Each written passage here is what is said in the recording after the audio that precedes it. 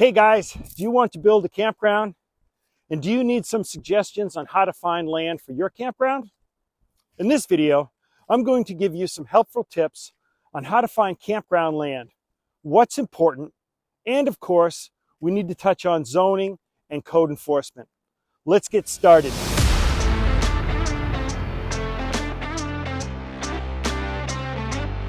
Before we do that, my name is Michael Patterson. I'm a retired CEO at a software company that I sold several years ago. My family and I are trying to build a campground in Sanford, Maine on 100 acres of land. And in this video, we talk about how to find land and good communication with code enforcement. If you want to learn everything there is to know about building a campground, click subscribe and tap the bell so that you'll be the first to know when we post another video.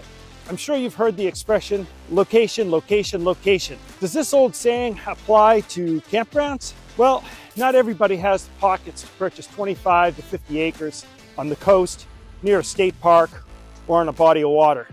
And you know what? There are all different types of campers out there, and many of them are looking for something a little different, and of course affordable. Not all campers are looking for a destination. Some are looking for a few nights stay before they get back on the road, and you can still make good profits from this type of campground and build into more of a destination as you see more success. Other important factors that go into the ideal campground location include proximity to the highway, a downtown area, and shopping. You may have already considered these factors, but here's something else to think about. How far away are the other campgrounds? And what are the soils like on the land you're thinking about building your campground on? Will the digging be easy? Coastal towns tend to be very bony with ledge, making it prohibitively expensive for most of us to put in roads and underground utilities. If you know the general area you want to invest in, here are some strategies to find land. You might be thinking, I'll just bring up the town's tax maps and look for large parcels of land, and that would be a good idea. But as a shrewd investor, I would be inclined to first check local zoning of the land to see if a campground is allowed on the property.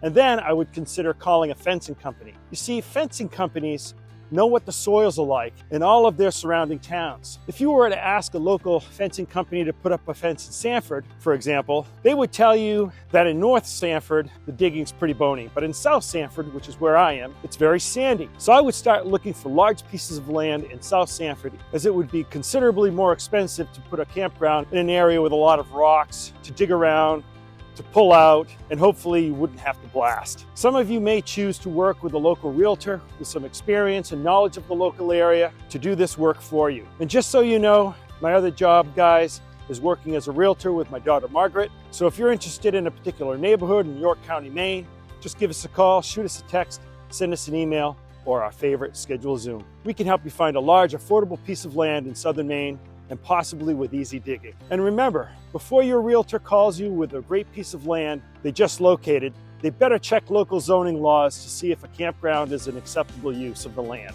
There's no use getting excited about a piece of land if the local code enforcement officer is going to be forced to deny your campground request.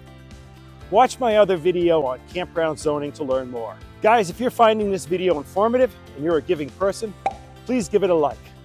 I know it's really small, but it helps us a lot. Thanks. Before my wife and I purchased a 113-acre parcel of land to build a campground in Maine, we met with the town of Sanford officials and asked them if zoning where the land was located allowed for a campground.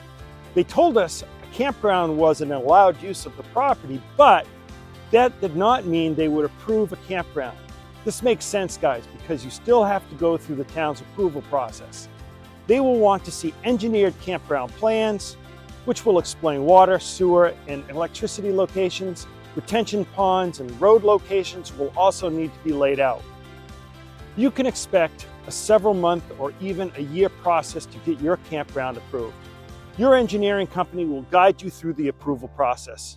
Make sure you interview several of them and reach out to me if you need help with the right questions to ask. Guys, if you have a question or you can add value to this video, please leave a comment down below. I'll respond as soon as possible. Thank you. One last important point, just because the land wasn't zoned for a campground, that doesn't mean the town won't approve it for a campground, but the process is slow, involves the neighbors, and generally makes the process much more difficult depending on the town. All right, guys, I hope you found this video informative. If you did, Remember to hit that like button and subscribe. And until next time, let's find some land for your campground.